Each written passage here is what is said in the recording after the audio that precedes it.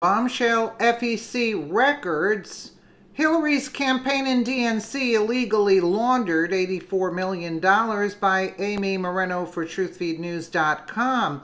The mainstream media is virtually silent over new FEC records that show Hillary Clinton's campaign illegally laundered $84 million.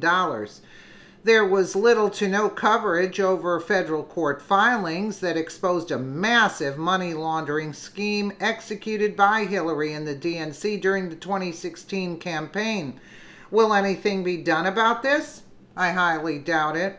How much more can Hillary and her cronies get away with? The Federalists, the press continues to feed the dying Russia collusion conspiracy theory, spending Friday's news cycle regurgitating Democrat talking points from the just filed racketeer-influenced and Corrupt Organizations Act lawsuit against the Trump campaign, WikiLeaks, and Russia. Yet, the mainstream media took no notice of last week's federal court filing that exposes an $84 million money laundering conspiracy the Democratic National Committee and the Hillary Clinton campaign executed during the 2016 presidential election in violation of federal campaign finance laws.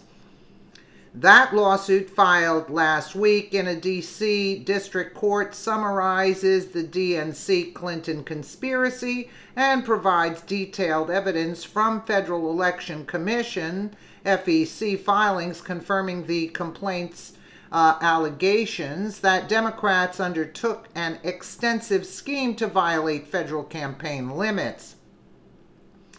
From bundling to money laundering, Dan Backer, a campaign finance lawyer and attorney of record in the suit, explained the underlying law in an article for Investors Business Daily. Under federal law, an individual donor can contribute $2,700 to any candidate, $10,000 to any state party committee, and during the 2016 cycle, $33,400 to a national party's main account. These groups can all get together and take a single check from a donor for the sum of those contribution limits. It's legal because the donor cannot exceed the base limit for any one recipient, and state parties can make unlimited transfer to their national party. This legal loophole allows bundlers to raise large sums of money from wealthy donors, more than $400,000 at a time, filtering the funds to the national committees. Democrats and Republicans alike exploit this tactic, but once the money reaches the national committees, other limits apply. Suspecting the DNC had exceeded those limits, a client of Backer's, the Committee to Defend the President, began reviewing FEC filings to determine whether there was excessive coordination between DNC and Clinton.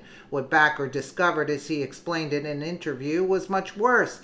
There was extensive evidence in that the Democrats' own FEC reports, when coupled with their own public statements that demonstrated massive straw man contributions papered through the state parties to the DNC and then directly to Clinton campaign, in clear violation of federal campaign finance law. On behalf of his clients, on December 15, 2017, Backer filed an 86-page complaint with the FEC asking the FEC to commence enforcement proceedings against Hillary Clinton, her campaign and its treasurer, the DNC and its treasurer, and the participating state Democratic committees. The complaint and an attached exhibit consisting of nearly 20 pages of Excel spreadsheets detailed the misconduct and provided concrete evidence supporting the allegations. In short, here's what happened and what the evidence establishes. But this is way back in December 15th. This is months ago. So it's like a shell game with millions of dollars. Okay. So because why waste our time if nothing is going to be done? And it shows using the party as a fundraising clearinghouse. Okay. And Donna Brazile acknowledged it. The Supreme Court made it clear this is illegal. Okay, we don't really need to know the facts because, again, Hillary Clinton is getting away with these crimes. FEC declines to follow the law. There you have it.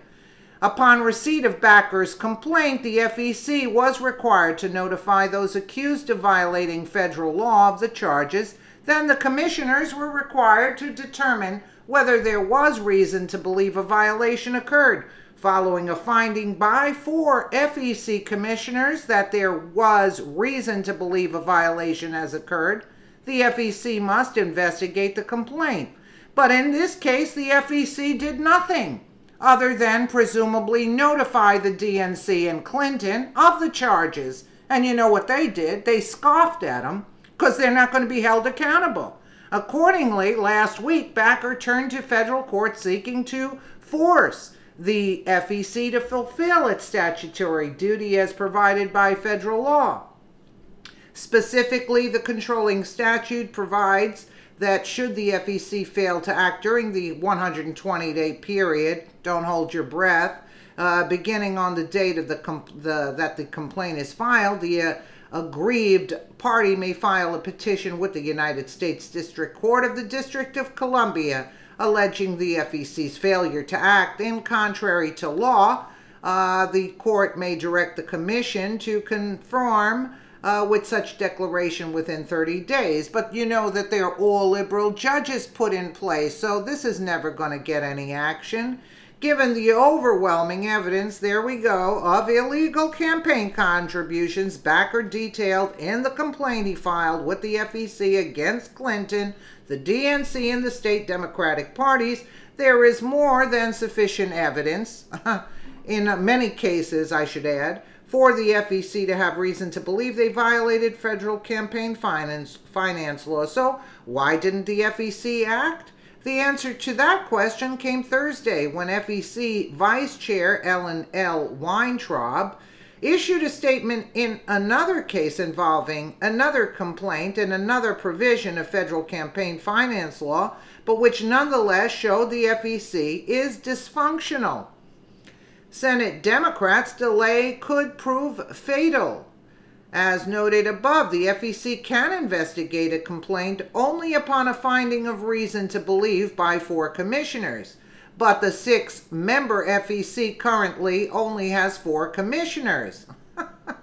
By statute, the commissioners must come from different political parties, and by practice, the Senate confirms newly nominated commissioners in pairs, 1 Democrat and 1 Republican. Democrats, however, have yet to name a replacement. I wonder why that happened. Holding up the confirmation process, you see, they have the whole system rigged. Let me just put it to you this way. Holding up the confirmation process and leaving in place for the foreseeable future a likely deadlock. This deadlock, though, might prove fatal to Clinton and the DNC because, as Weintraub explained in her statement, Congress provided for just such a contingency. Fire alarms are sometimes housed in boxes labeled break glass in case of emergency. The Federal Election Campaign Act has such a box. It's the provision that allows complaints to sue respondents directly when the Federal Election Commission fails to enforce the law. In the 44-year history of the FEC, this provision has never been fully utilized. No, right? Today I'm breaking the glass. Weintraub then went on to say that she believes the complaint in the case should pursue litigation as Congress provided under the Federal Election Campaign Act because by placing the matter in private hands, the goal of enforcing America's campaign finance laws fairly and effectively can be best achieved. Just yesterday, Citizens for Responsibility and Ethics in Washington took Weintraub's hint and filed suit in federal court directly against the nonprofit group American Action Network, alleging violation of federal campaign finance laws. Using Democrats' tactics against them. While Weintraub is a Democrat and complained about charges against the right-leaning American Action Network, the same glass-breaking provisions provide Backer the right to pursue his case against the DNC and Clinton directly, placing the matter in Backer's hands as an advocate for his client, the committee to defend the president in federal court, and with the tools of discovery, including the ability to subpoena bank accounts, DNC communications, and question party officials and bundlers, promises to shine more sunlight on the Clinton and DNC shenanigans, that the FEC's behind closed doors consideration and investigation. Also, the Clinton and party officials should not be the only ones concerned. Every big-time donor in the scheme and acting with the requisite intent faces criminal prosecution as well. Yet, even with the overwhelming evidence of tsunami-level campaign finance criminality, more than $84 million, the media instead chases the cloud cast over President Trump because of the $130,000 payment his attorney Michael Cohen made to Stormy Daniels, and claims that payment constituted an illegal campaign contribution. One wonders, what will it take to break through the mainstream media blackout? Maybe a few pointed, unpresidential tweets from our commander-in-chief? I got news for you. Nothing is going to happen to them. If you're going to tell me nothing happened with the uranium one, everything is being blocked. Now this with another $84 million in campaign contributions. I mean, no. Unless something spectacular happens, I don't see any of this coming to light, because the uranium one deal was the most important. And then we'll get to the laundering of the $84 million. That's nothing in what comparison to what happened with the uranium one deal. And we can see how that's coming along and how long that's taking. And yet we're investigating Trump over bullcrap, let's say, and we're letting the criminals run rampant here. Let me know what you guys think in the comments below. And again, thank you so much for watching.